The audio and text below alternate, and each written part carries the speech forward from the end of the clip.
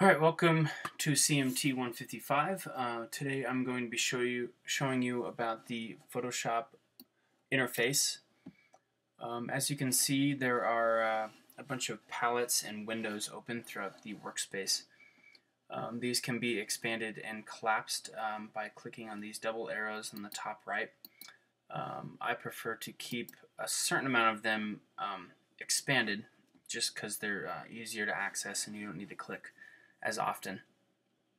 I do prefer to have just the basics and what you need open, just like the layers palette and swatches and color and the navigator and some other things. But throughout working with a document, you'll notice that some of these need to come up, and you'll need to use these.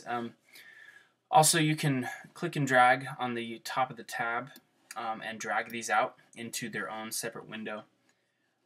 This can be beneficial in some cases, but you can make your workspace, a complete mess if you have, a bunch of windows open just all around your canvas. It'll kind of deter you from working or maybe seeing your canvas at all. So you can go up to Window if you want to reset these and go down to Workspace. And in CS4, you'll see options such as Essentials and some other options here, and you click on those based on what you might be working on. But I'm going to click on Default Workspace. You'll see it will return me to the beginning. Now on the left side, you can see that there's a toolbar. With all these tools, or with most of these tools, there's a little black triangle on the bottom of these little tool icons. If you click and hold, you'll notice a little menu pops up, and there's other menus or other tools hidden underneath that one.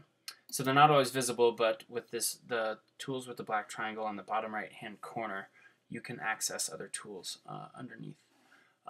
This is the window. You move it around. There's a couple different screen modes. If you hit F on the keyboard, you can scroll through these based on what you might like. Another quick shortcut that you need to know is if you hit Tab, it'll show the menu bars and it will remove them. So if you ever get lost and don't know where your toolbars are, just go ahead and hit Tab on the keyboard and they should pop back up. On the top of the window, you can see the name tag and the extension, which is a JPEG in this case, and then we're at 33.3%, and that's just the zoom capacity, or not the capacity, but the zoom that you're currently viewing the photo at. And it has RGB, which is red, green, blue, which is a typical, actually it's the way your monitor displays colors in those three colors, and it's an 8-bit photograph.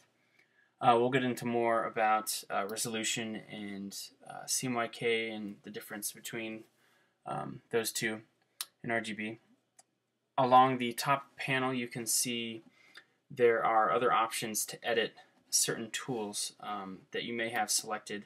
You'll notice as I click on certain tools, the top toolbar will change based on the tool that's currently selected in your toolbar. We'll get into more about these later, but there is your Photoshop interface. We'll see you in the next video. Thank you.